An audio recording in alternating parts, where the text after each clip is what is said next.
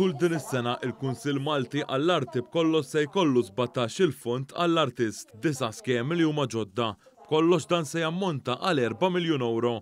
Il-Kunsill Malti għall-Arti ħabbar dan meta ġie varat il-kalendarju għal din is-sena. Dawn il-fondi il-ġodda se jinkludi il-programm għal kooperazzjoni reġjonali kulturali u anke il-programm għal riċerka artistika.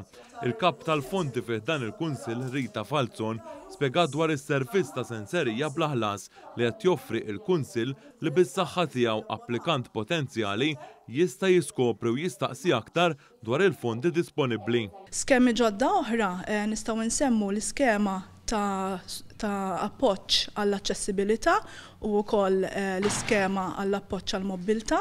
Rita Falzon qalet li fost il-fondi hemm dawk li jgħinu lill-artist sabiex joħroġ jew iġib oġġetti ta' arti minn pajjiżi oħra, anke dawk li mhux fl-Unjoni Ewropea sabiex jitpoġġew f'esebizzjoni.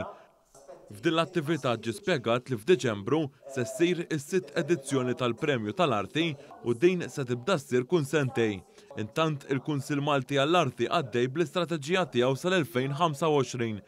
Dwar dan tkellimna mal-kap għall-istrateġija tal-Kunsill Adrian De Battista. Se nagħmlu wkoll kampanja ta' drittijiet kulturali bbażata fuq it-tnedija tal-pakkett ta' riżorsi li kellna s-sena l-oħra, fejn ħajkun hemm serje ta' workshops u taħriġ kemm fl-operaturi pubbliċi u anke privati u anke fil-volontarjat fejn f'dan is-settur kulturali. Min-naħa tagħha id-Direttur Fondi u Strateġija tal-Kunsill Marjan Kawki qalet li din is-sena se jkun hemm numru ta' inizjattivi. Hemm diversi inizjattivi u skemi fosthom ukoll għandna ħafna pjattaformi ta' komunikazzjoni u midja soċjali u mezzi ta' kif wieħed jilħaqna.